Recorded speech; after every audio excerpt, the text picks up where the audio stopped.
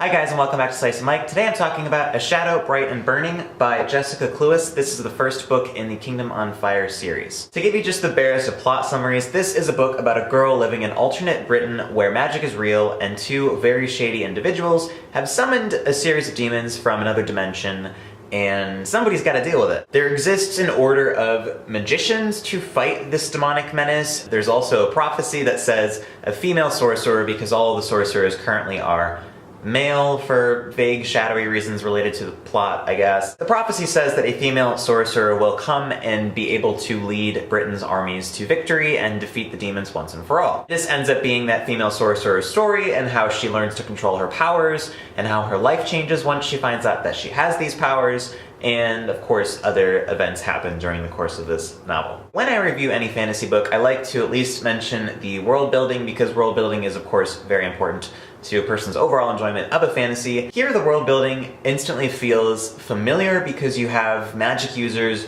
running amok in Victorian London, which has of course been done before. The reader will hopefully have this very strong instant connection with the plot and with the characters and with the setting, and it kind of feels cozy in a way. It feels like you've been there before. The characters, however, are nothing to write home about. I didn't think any of them were that special. The main character is the very definition of a Mary Sue, even when she's complaining and saying that she isn't a Mary Sue. She totally is. Then you have a love triangle, and of course, one of the love interests is from her past and has known the main character her whole life and has seen the one side of her life. And then you have a new character who she meets after she assumes this new life as a magic user, and this other character, of course, understands that side of her life. The romance wasn't a huge part of this book. I think it will come into play later in the next book in the series. It might become a problem for me, but at this point, it's not a huge issue. So those were kind of my initial thoughts on the book, and then as I was formulating my own opinion, I went on Goodreads to look at other people's reviews,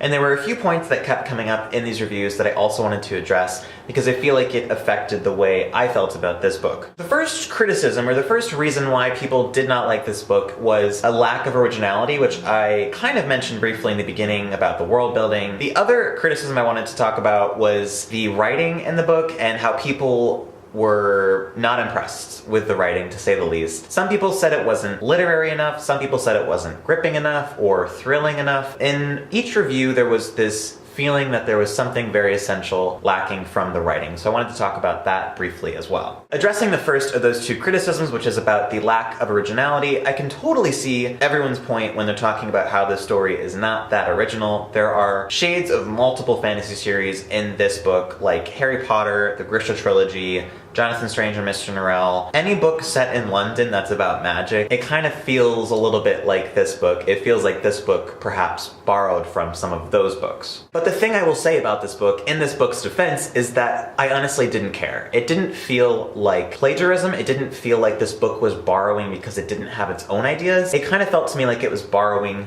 from other books as inspiration rather than out of desperation. Also, in my opinion, the lack of originality is actually a strength because it makes this book incredibly readable. There are multiple mental footholds throughout the book that relate to other series, like I mentioned. I found myself very quickly drawn into the book, and I felt myself whizzing through it because it was very readable. Very compulsively readable. And then moving on to the second criticism that I saw in reviews, which talked about the quality of the writing in this book. I think that kind of comes down to how you approach YA and the sort of writing that you expect from YA. For me, when I look for YA, I'm looking more for entertainment than I am intellectual stimulation, although of course you can have both, and I think probably the best situation is that you do have both. But in this case, I was not expecting to have anything really stick with me. I wasn't expecting stellar writing, so I wasn't disappointed when stellar writing didn't show up throughout the course of the book. In my opinion, and this is just my opinion, I think writing in YA fantasy is meant to be a vehicle for the plot. I don't care if writing is breathtaking, I don't care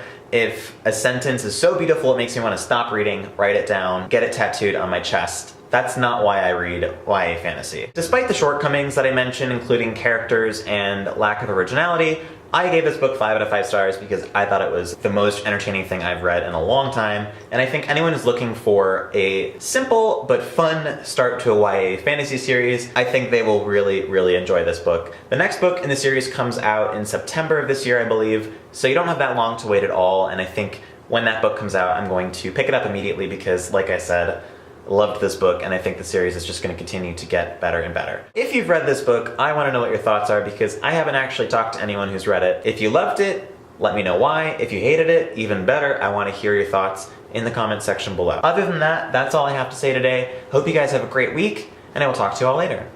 Bye!